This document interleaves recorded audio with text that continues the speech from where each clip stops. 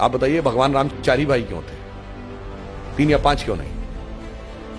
और अगर 4 भाई थे तो लक्ष्मण ही क्यों राम के साथ जाएंगे वन में, और भरत ही खड़ाऊ रख के शासन क्यों करेंगे, और शत्रुघ्न ही अयोध्या में क्यों रहेंगे?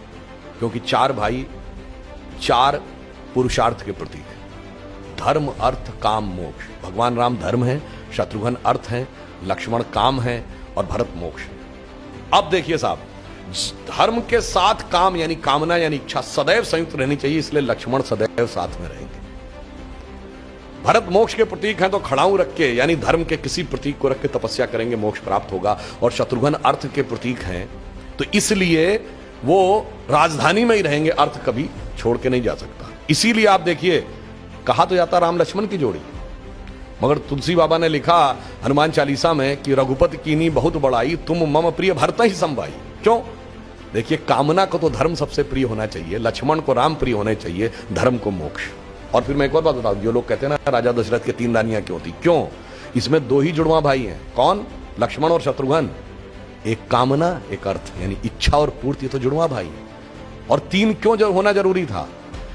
ये चारों चीजें एक ही स्रोत से नहीं आ सकती। धर्म सतोगुण से आएगा तो कौशल्या जी सतोगुण का प्रतीक है, तो राम की मां है। अर्थ और काम रजोगुण से आएगा तो सुमित्रा जी रजोगुण का प्रतीक है, तो उनसे काम और अर्थ उत्पन्न होगा। और केकई तमोगुण की प्रतीक है, मोक्ष प्राप्त करने के लिए तमोगुण के पार जाना पड़ेगा। इसलिए महाराज दशरथ की 3 ही रानियां हैं, 2 या 4 नहीं। और फिर यहां पे मैं ये भी कह दूं, मतलब इसको कोई अन्यथा न ले, मैं मतलब ये नहीं कह रहा हूं, इसमें सबसे सुंदर कौन था? केकई।